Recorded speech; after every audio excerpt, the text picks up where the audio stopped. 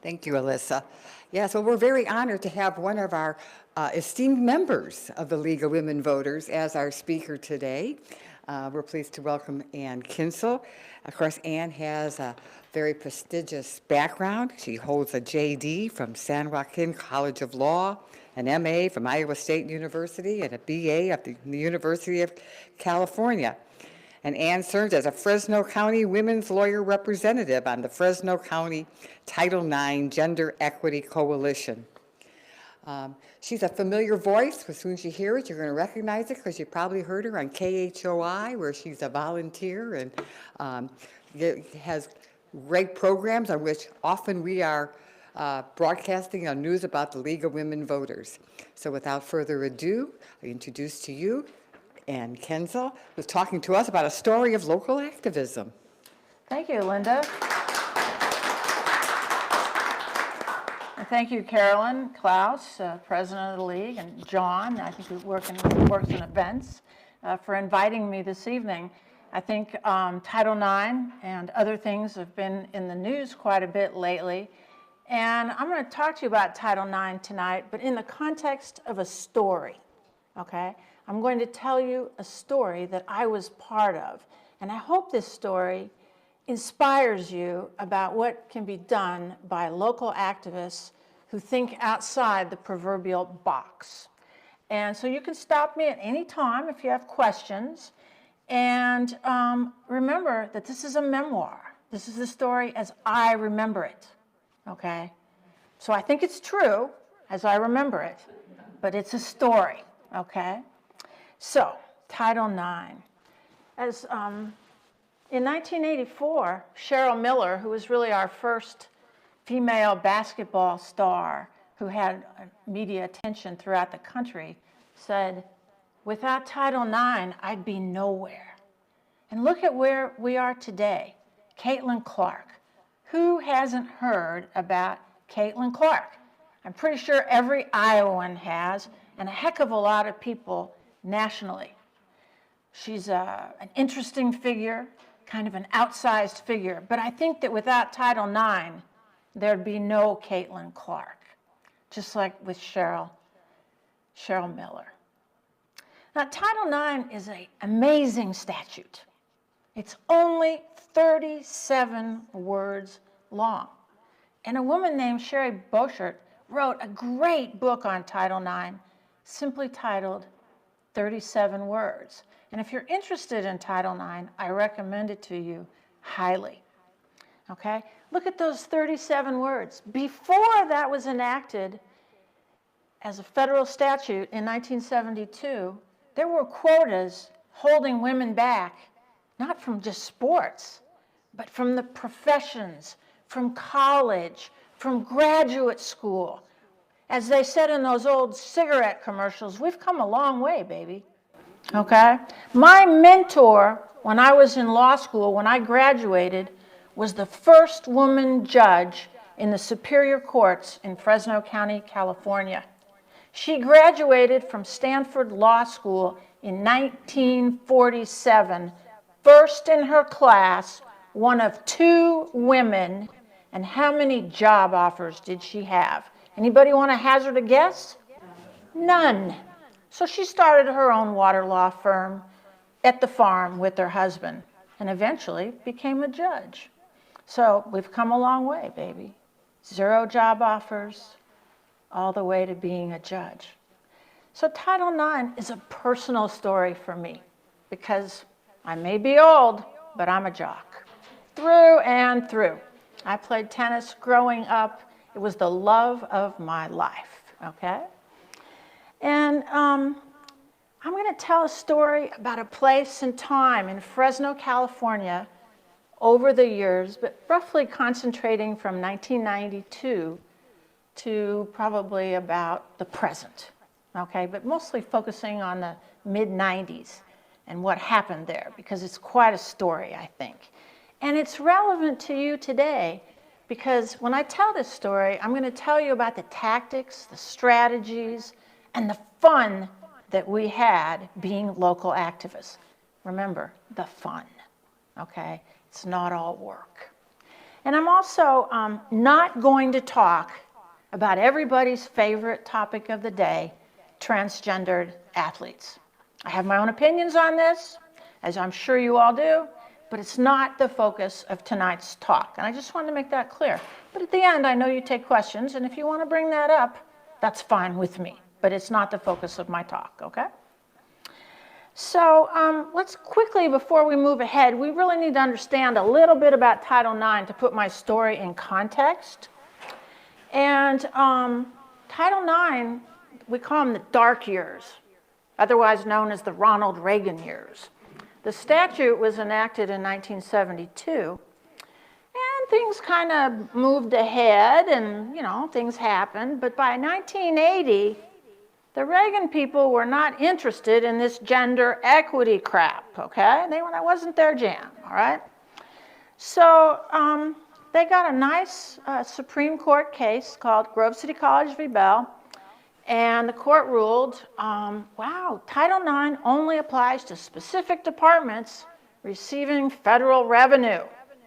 That really hit athletics hard because athletics departments don't get federal revenue by and large, right?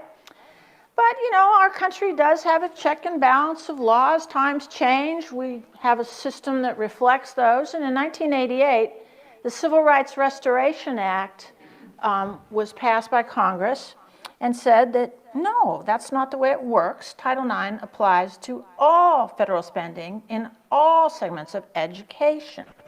Okay, so that gives us a little context. Now, Fresno State. How many of you have ever been to Fresno? Wow, that's usually more than most. Fresno is the 30th largest city in the country that nobody knows about. It feeds you, okay? That's where our fruits and vegetables capital come from, okay? I was born and partly raised in Fresno. My mother's French. I was also raised in France. So if I have a bit of a schizophrenic attitude, it's because, if you were raised in Fresno and in France, clearly you're exploring two different poles of the world, okay? But Fresno State's a funny little school. My dad went to college there when it was Fresno Normal. It was the teacher school. But Fresno has a state. It's officially California State University, Fresno, but it's known as Fresno State. Fresno State had a place in early feminist history.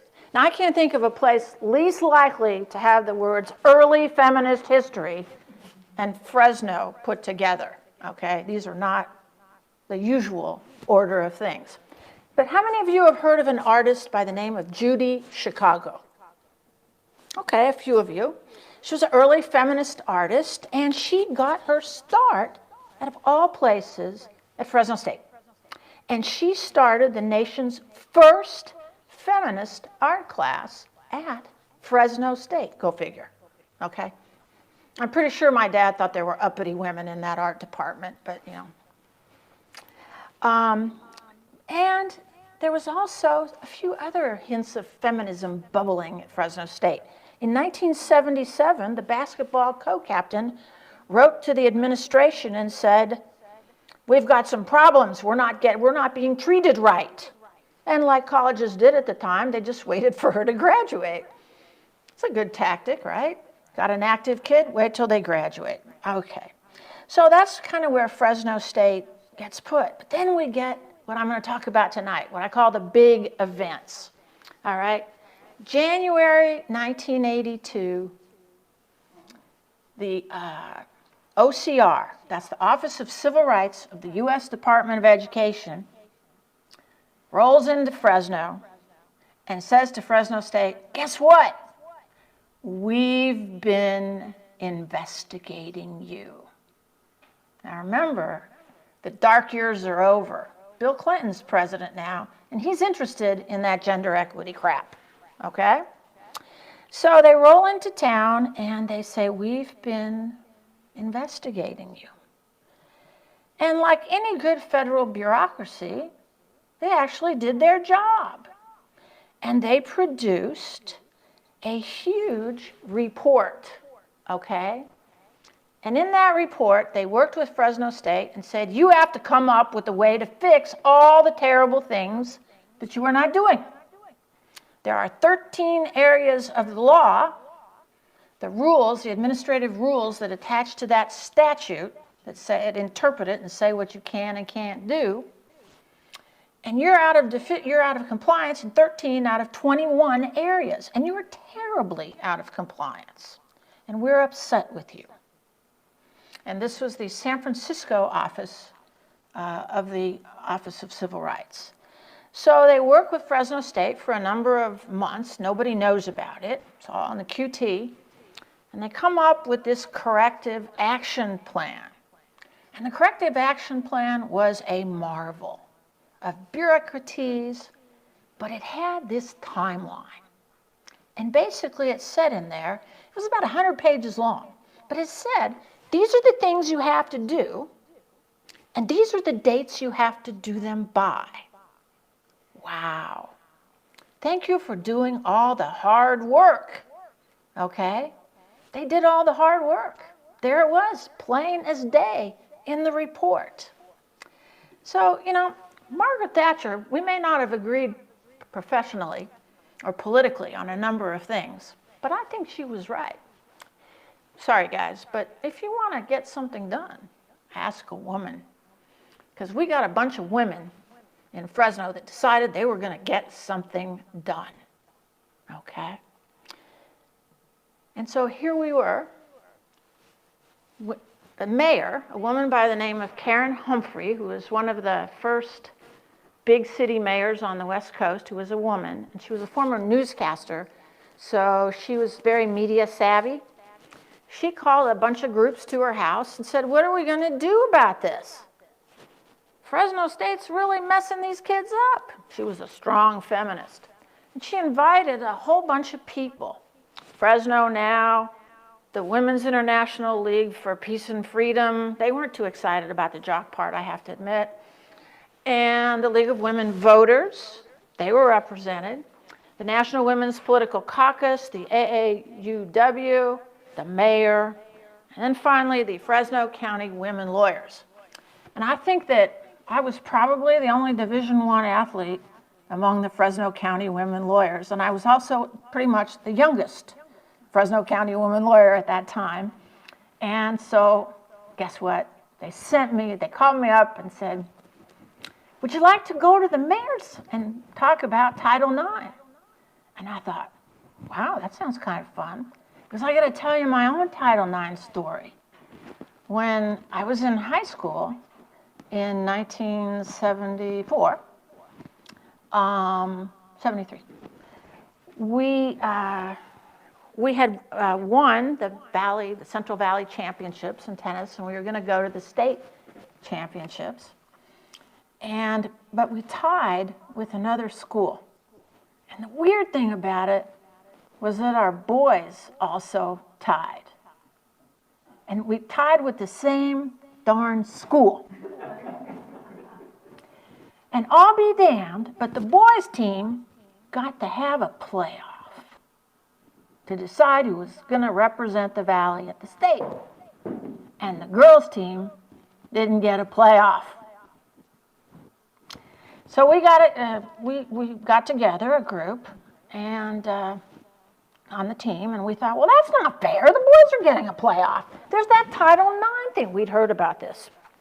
So we asked to meet with the dean of students. The result was I got suspended.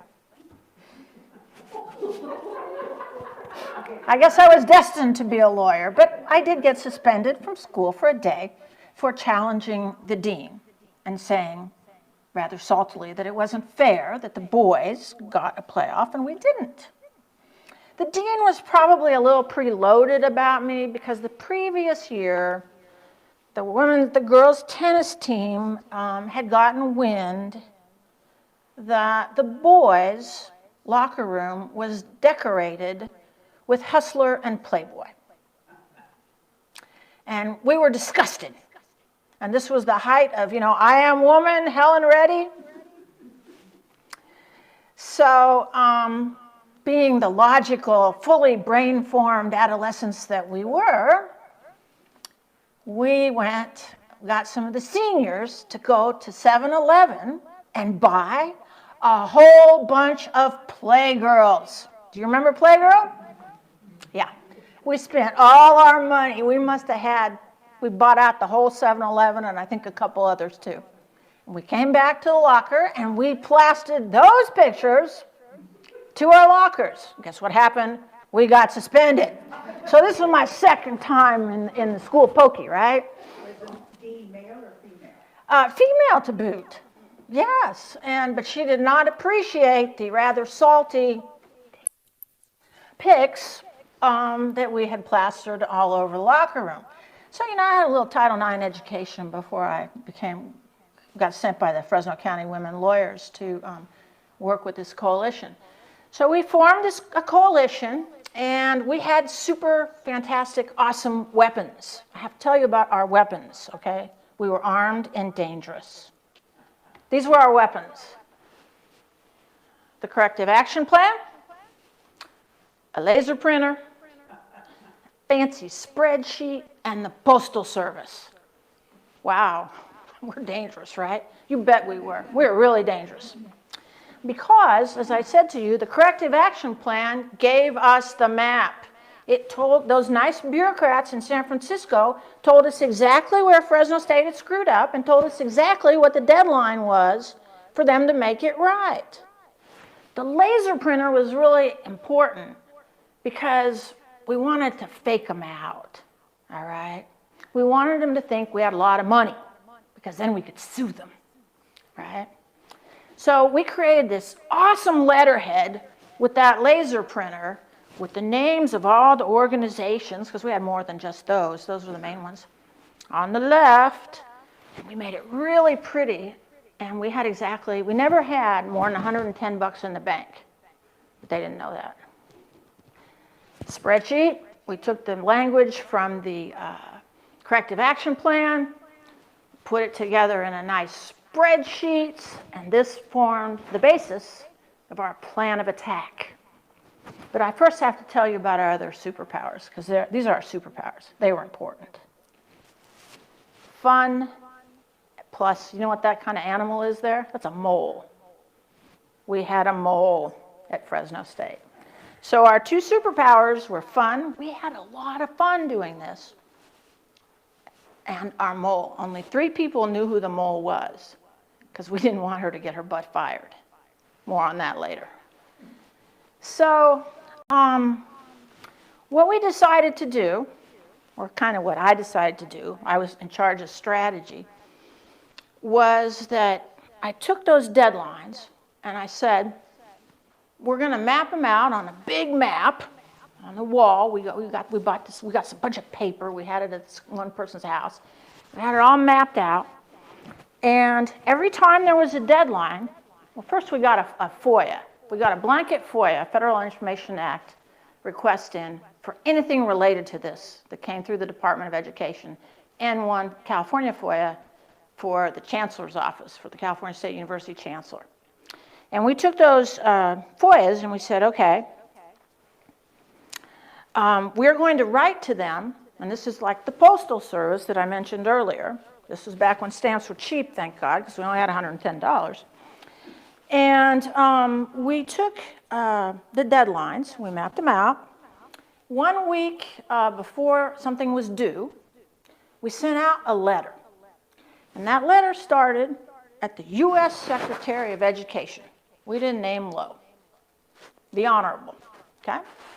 Then the lead at the Office of Civil Rights, plus the Office of Civil Rights in San Francisco, plus the Honorable Chancellor of the California State University System, the Honorable John Welty, President of Fresno State, our 2 U.S. senators, and all our Valley representatives.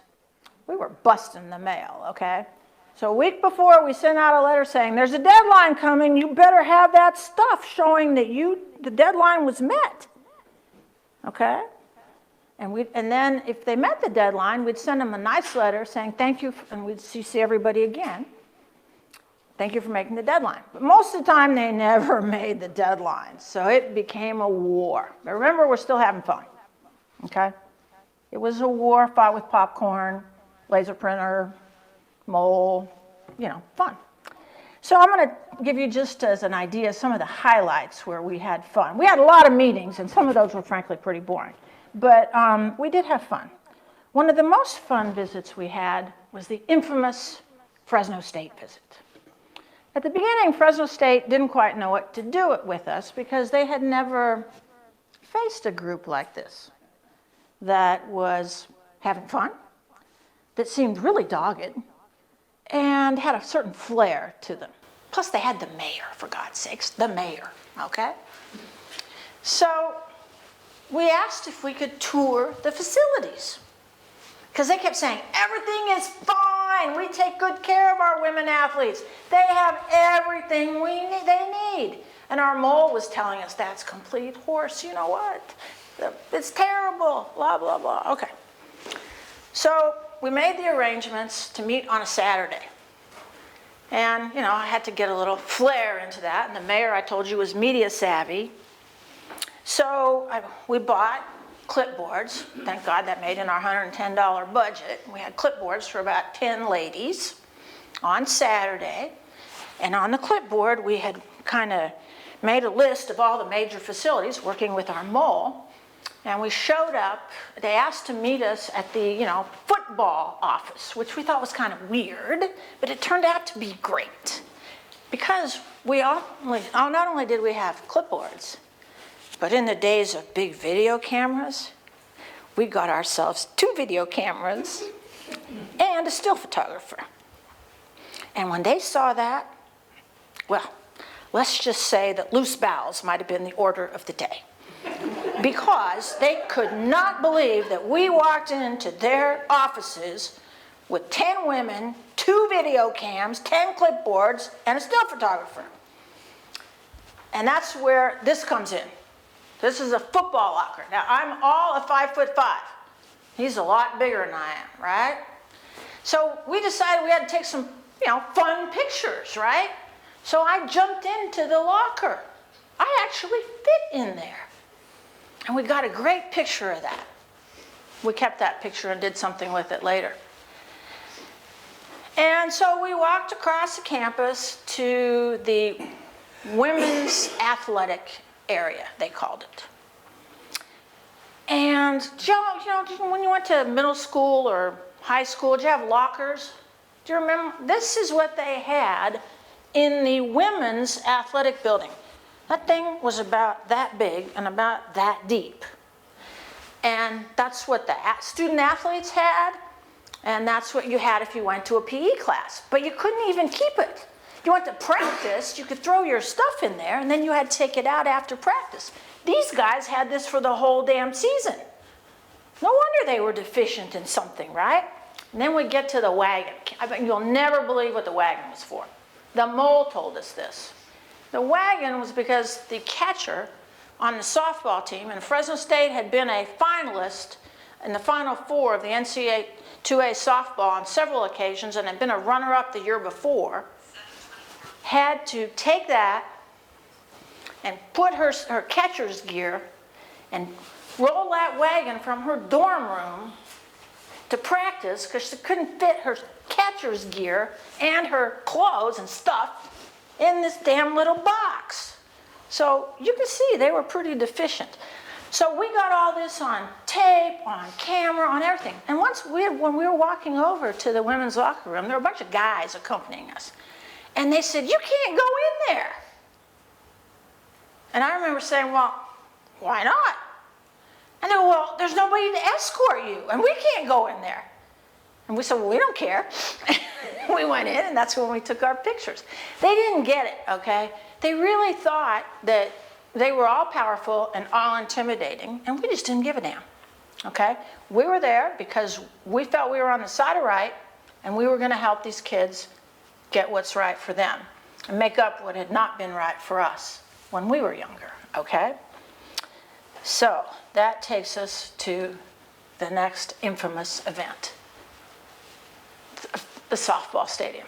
This is where we really hit our home run. Bad pun, but true.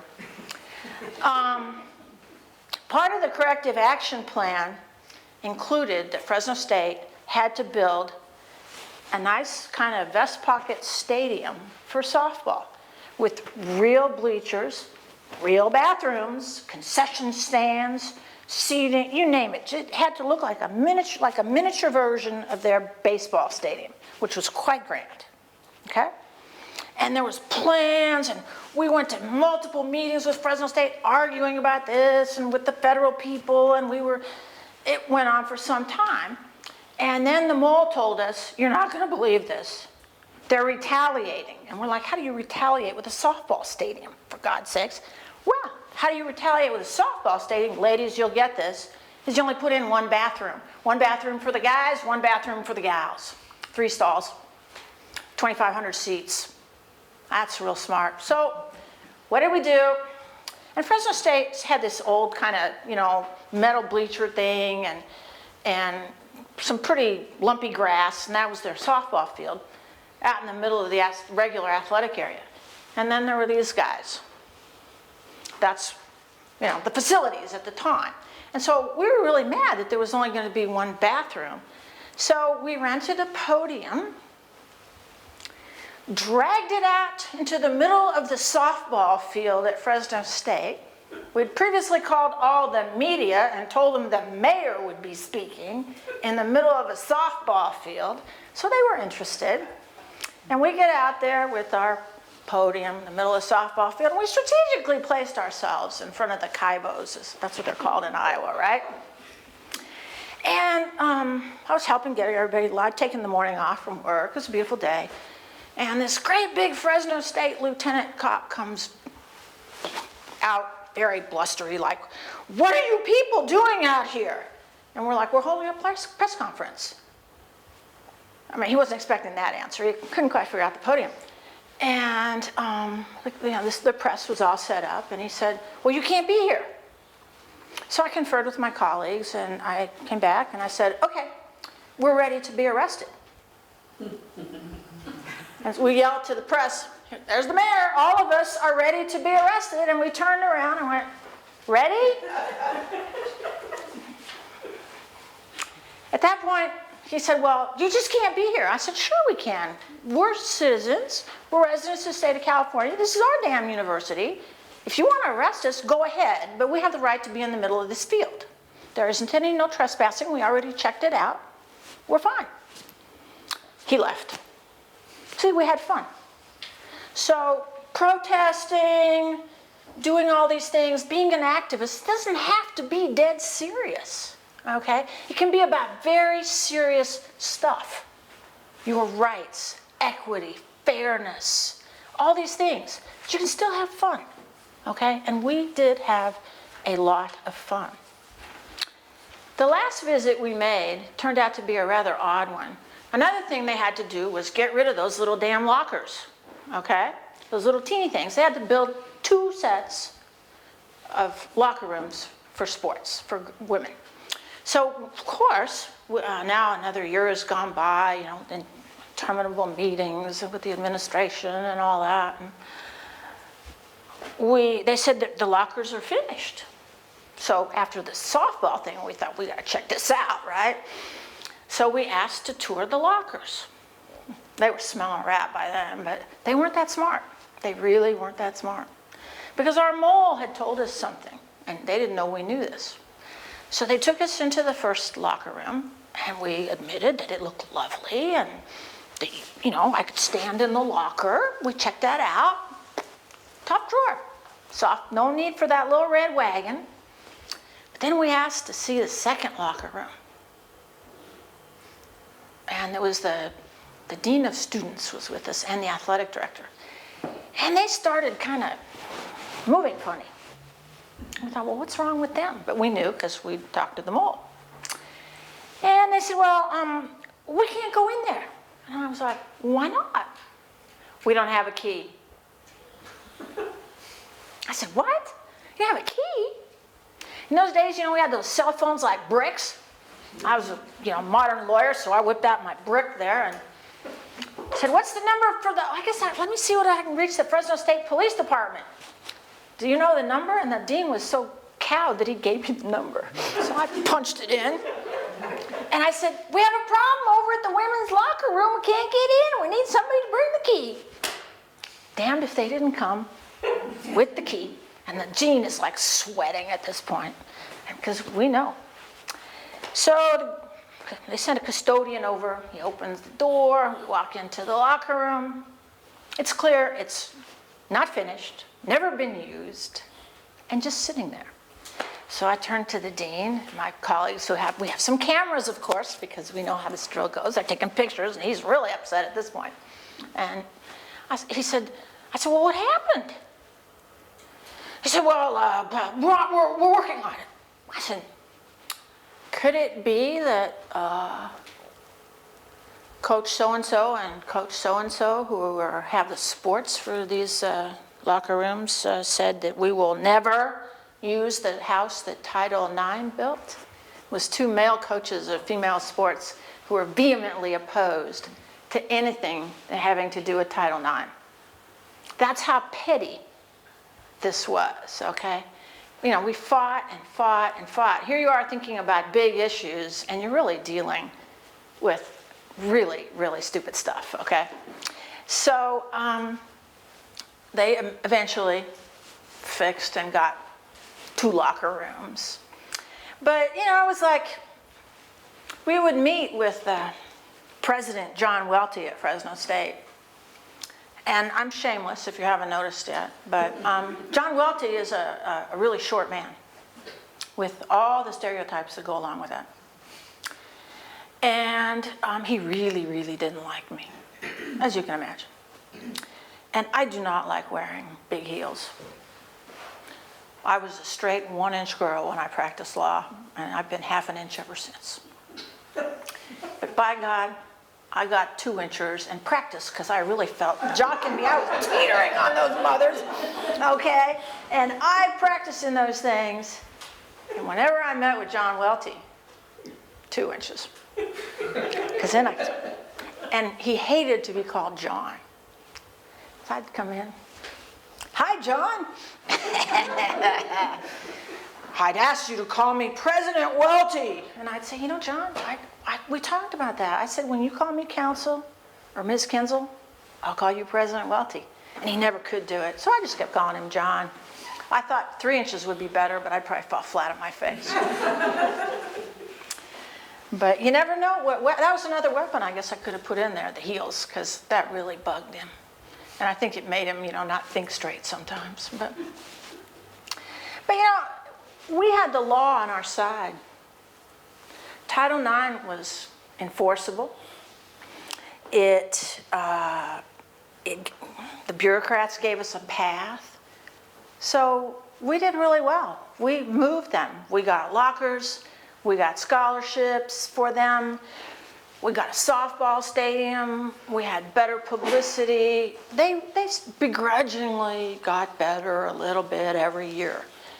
And we got to have a lot of fun. But, you know, today, people think that the law is going to save them. I don't think it is. The law alone is not enough. The law is just a tool in our activist box, okay? So it's how we choose to use it and how we can use it. And there are real limitations.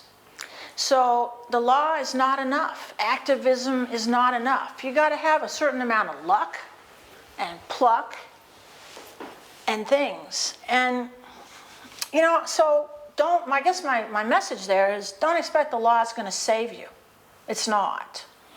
How you use the law, how you can make use of the law, can help you as local activists, okay? 2000s, you know, we did get better at Fresno State. It's sort of the same old stuff, but the student body got up to 54% women and 47% of athletic opportunities, because those were easy to count, scholarships, okay? They didn't really get equal amount of publicity or things like that. That's a huge issue. You know, they don't attack the lack of publicity back then. But the pushback started. the men got pretty mad because the male athletic establishment couched all this as not the women are growing, but rather the women are stealing from us. They are taking from us. They are taking things that are rightfully ours because, okay? And so they had an ugly women's athlete lunch day among the coaches. They had Dykes on Spikes party against the softball players. And a local radio station with our very own Rush Limbaugh light had a 3-hour homophobic tirade against Diane Milutinovich. Some of you will remember that name. I named a scholarship after Diane. And coaches, softball coach Margie Wright and volleyball coach Lindy Vivas. So we were having fun, but the pushback was waiting when we thought we were done. We'd gotten what we wanted with the action plan, but things didn't keep going in a great direction, okay? So it's important. And then things go along and people think, well, if you get big lawsuits, big money, things change, right? It's not that simple. Diane Milutinovich was the mole. She was fired by the university in the early 2000s, mid-2000s. Came to work one day. The police officer, campus police was there, escorted her out the door, said she was done. She'd been disloyal to the university, blah, blah, blah. Didn't even let her, she had an administrator's car. Her brother had to come pick her up. It's pretty humiliating. She filed a lawsuit. They took her back.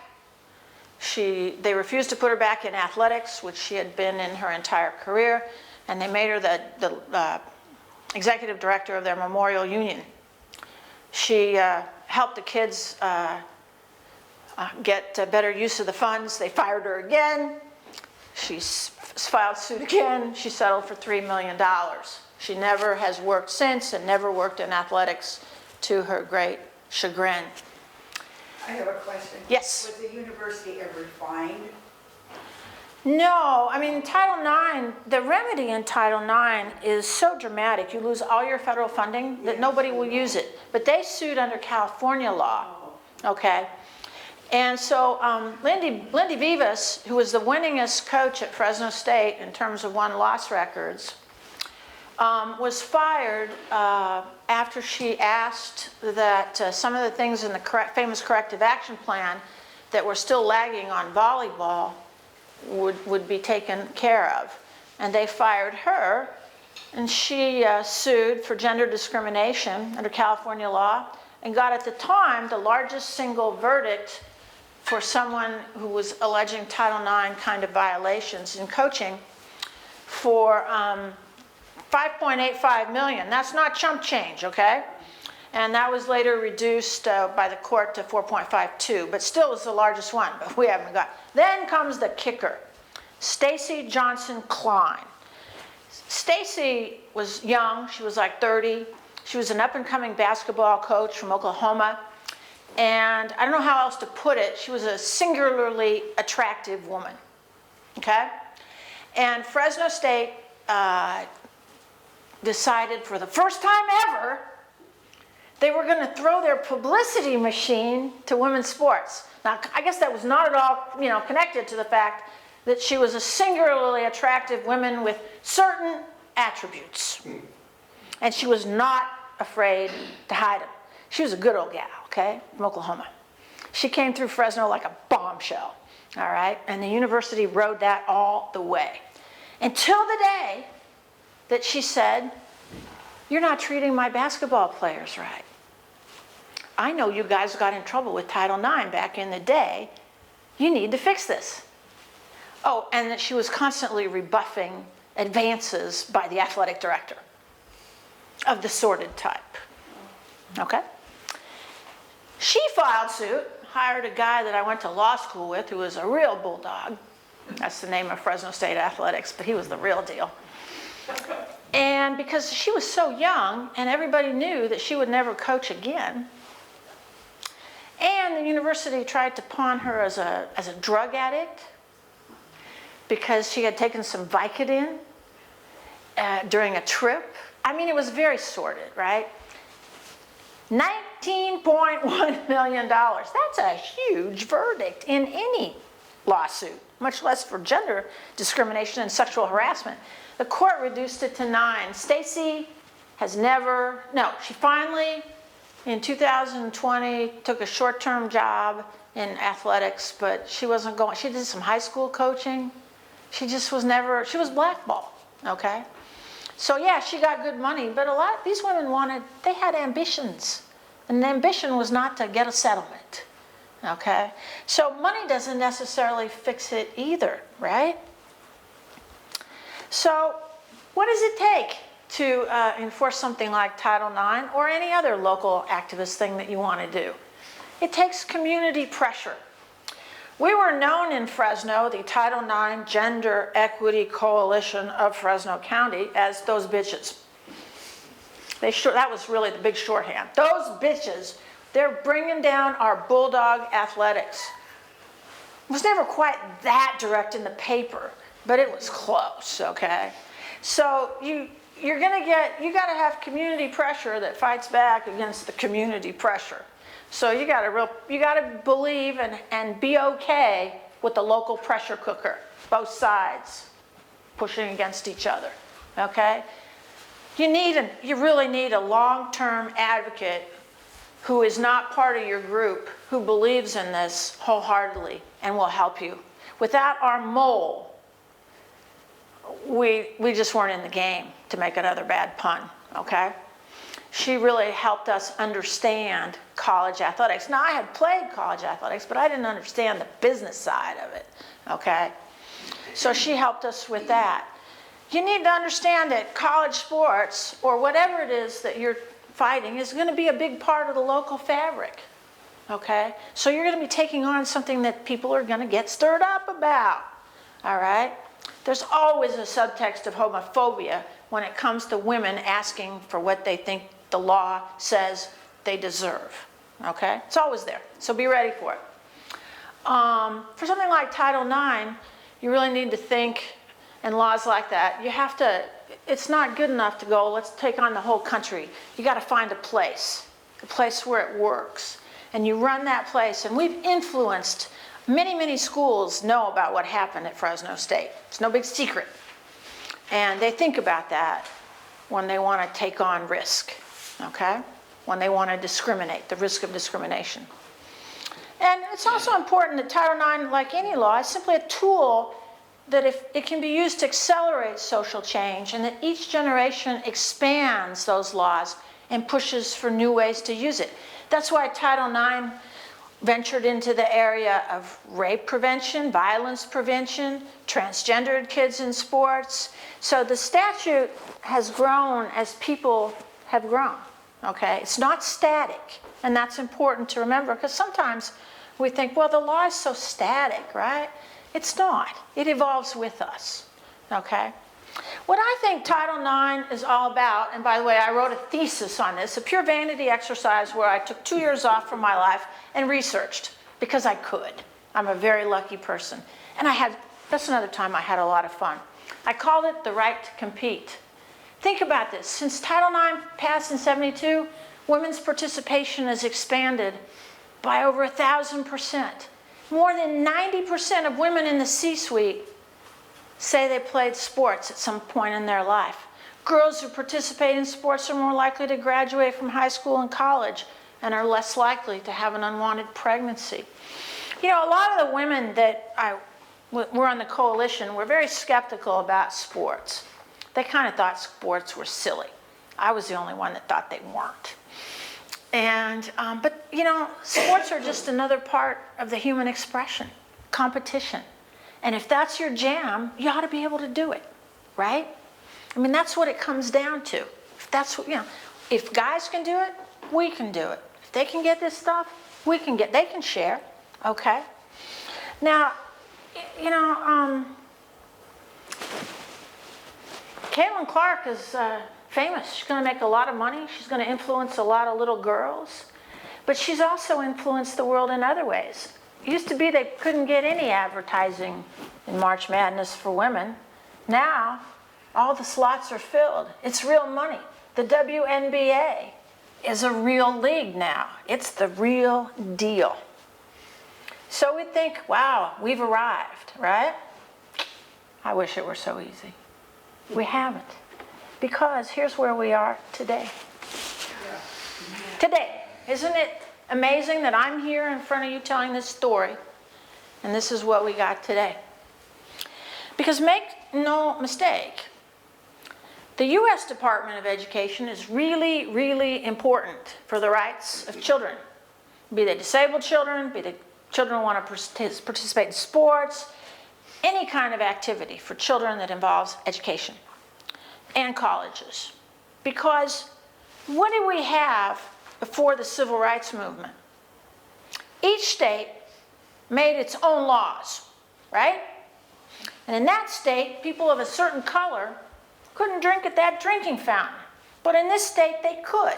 In this state, it was okay for people of a certain color to drive after dark. In that state, it wasn't. And the law, the local law enforced that.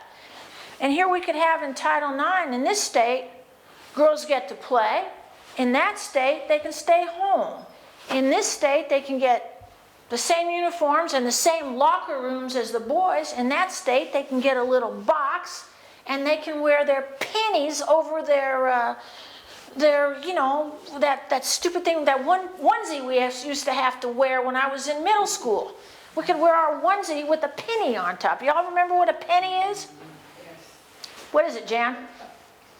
It's kind of like a short apron. Yeah, and you wore that to say you were the red penny or the blue penny or something. Yeah. So we could be back with the pennies, all right? Or we could be back in the days when I played college tennis where the boys got 4 strong rackets a year and we got 1. We went through them at the same rates. They got shoes, lots of pairs of shoes. We got 1. What did that tell us? It said the same thing, that if you weren't at that drinking fountain, that you're lesser. But the Department of Education enforces a uniform set of laws across our country. It doesn't matter what state you are. It's that you're an American citizen, not a state citizen. You're an American citizen when you have a Department of Education and it comes to those educational resources. Sure, you can go, and the beauty is that if you're not happy as an American citizen with your educational rights under Title IX, is you have the right to go to through an administrative process to file a complaint. Anybody can write a letter to the Office of Civil Rights and complain and say, this is what's happening, I'm not getting this, it's not fair, come out and see something. And they will, okay? Doesn't cost you anything. Filing a complaint is free. But if you don't have that, you have to file a lawsuit. And John knows, and I know as lawyers, that it ain't cheap, okay? So filing, just because you have the right to file a lawsuit, very few people have the opportunity to file a lawsuit. So if the Department of Education goes away, basically so goes your right to complain if you think something is wrong. If your child has an IEP, an individual education plan, okay, because they're disabled, this is about a lot more in sports. They're no longer going to have the federal government come in and say to that district, you need to get yourself together. Okay? They're going to have to go to their state. And what if it's a state who doesn't give two you-know-whats? Okay? So if Department of Education going away means that for purposes of education, for purposes of gender discrimination, say, or disability discrimination, or whatever kind of discrimination we can think about, racial discrimination, whatever, it is more important that you are a resident of your state than you are an American citizen. Because your rights are no longer fully determined by your American citizenship. They can be constrained by the state that you live in. And I don't know, but you know, that passport that I have doesn't say Iowa. It says United States. And I want those rights to be the rights each and every American has. So we had fun, and we got some good outcomes. 3 women were made right. A lot of kids who who played sports at Fresno State had a lot more fun, and a lot of schools were influenced by what we did. So I'm going to close with the words, of one of my favorite politicians. I'll tell you what I tell people when they talk to me about this. Now I'm going to try to say this right. I've been practicing. I feel your pain. That's what I say to them. I feel your pain. Remember that? He used to go, I feel your pain. Because since I was a little girl, a long time ago, the rights of women and the share of things, of society's bounty and goodness that we can have has really, really expanded. And that's torqued off, apparently, a lot of men. And I feel their pain. I do. I do. But you know what? I don't give a damn. I say to this, pull up your jockey shorts, get in the ring, start competing. It's about the right to compete. So thank you.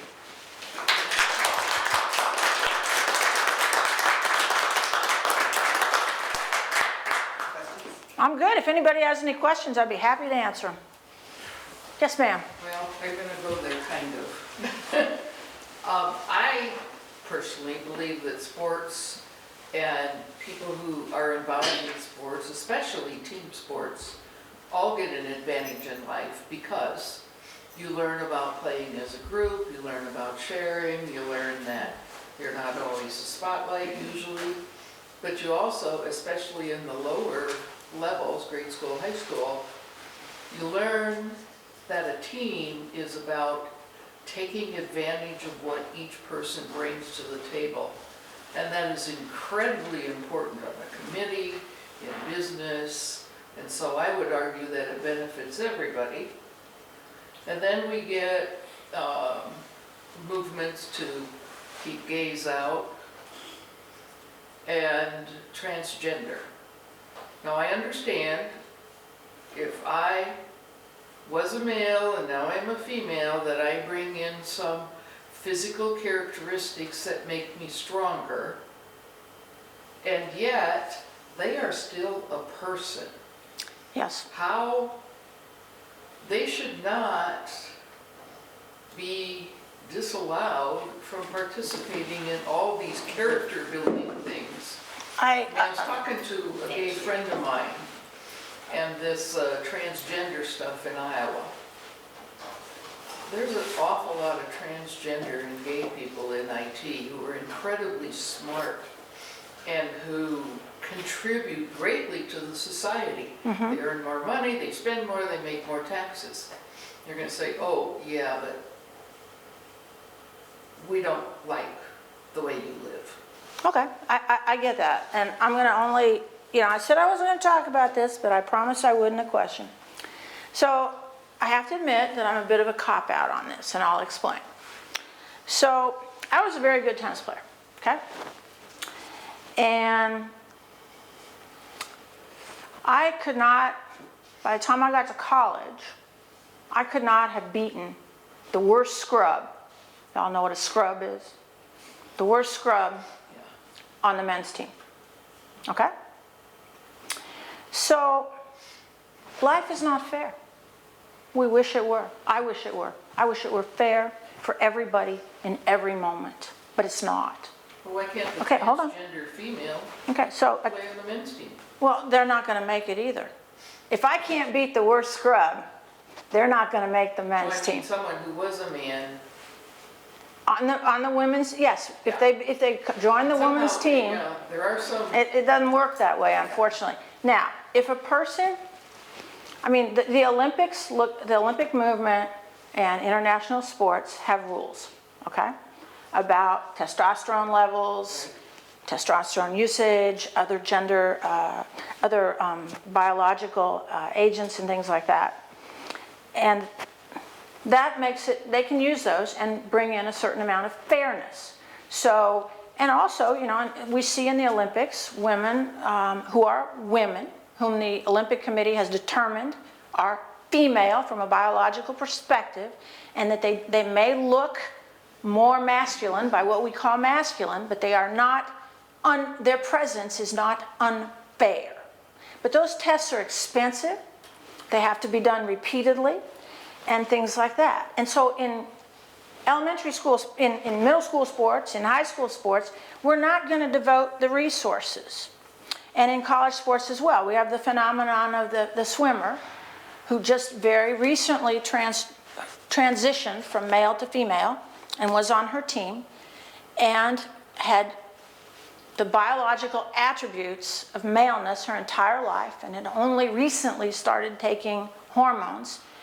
And she wiped out, she wiped out the national records. This is not fair. So the thing is, we're talking about fairness. I wish I could make the world fair for transgendered people who recently transitioned in sports, but I can't. And I am not going to give up. And it's okay if it's not a popular view, I understand this. But I'm not going to give up the gains that women made to be able to compete.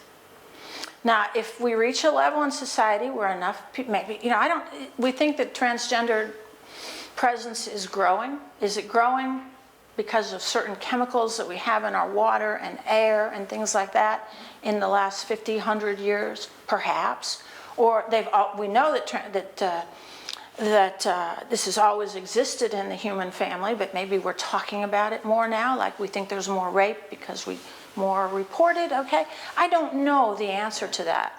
But I do know that I don't think the answer is going to be easy in our high school and college sports because there's just no way to get to fairness. Yes?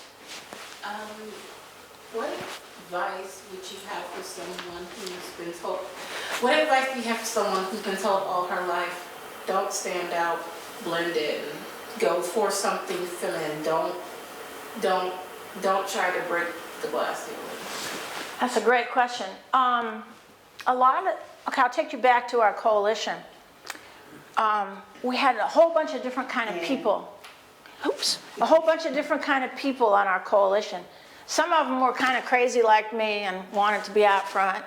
Others wanted to be in the back, but they were all important. And I think the thing is, if you're not comfortable standing out, find a great group.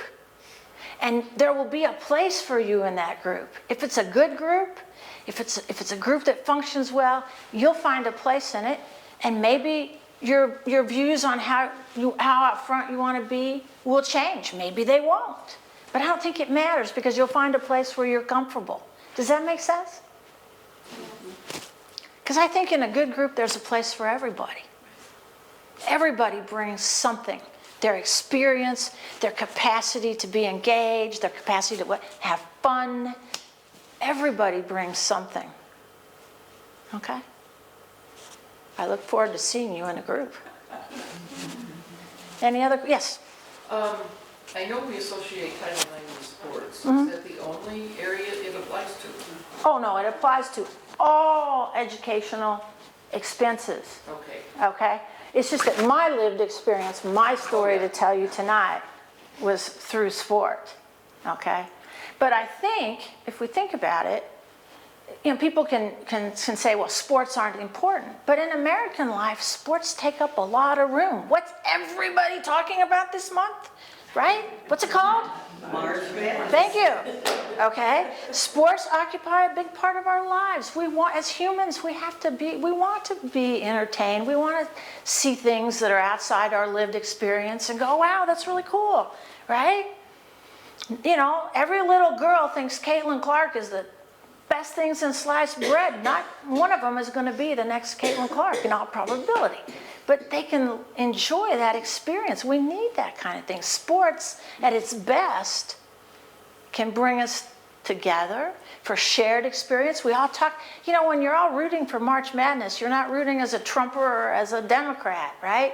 You're just rooting for your team. So it has that capacity to bring us together. It also can do a lot of bad stuff too. You know, the gambling, bullying. Sports has a checkered history, okay, let's be honest. But it does have good things. And I want both genders, all genders, any between gender, any whatever, to have fun. And I think sports, whether you're a participant at any level, a spectator, can be fun. And I think we have to, fun is a great thing to have, and it can also allow us to do even more things. If we hadn't had fun in the coalition, we wouldn't have slogged through 4 years of meetings, and there were a lot of them, okay? I can tell you one last thing I didn't tell you. We actually snared a congressman, and we were really bad. So this congressman writes to us and says, basically, what are you women doing in Fresno? Because he kept getting all these CCs, that our correspondents. So we invited him to the mayor's house. Well, the mayor had one of these great mid-century kind of modern tract homes. And I don't know if they have these in Iowa, but they were everywhere in California. And they had a low-slung fireplace with the about this high, brick, and then the fireplace. So we invited the congressman, I think it was like 2 o'clock, but we decided we all come at 1:30. We got the mayor, she had a bunch of chairs, we got them in the room, and when the congressman got there, damn, there was no place for him to sit. So we made that little SOB sit on the mantle like a child around all of us, and he had to look up and talk to us. We took his congressional power and we brought it right down there. He was madder than a wet hen. Use every resource you got. Sometimes they're not obvious, but a low-slung mantle does a lot to take away power, we found out. So there you go. I hope you'll think of these tactics when you're involved in your next community action, whatever it may be. Thank you for having me.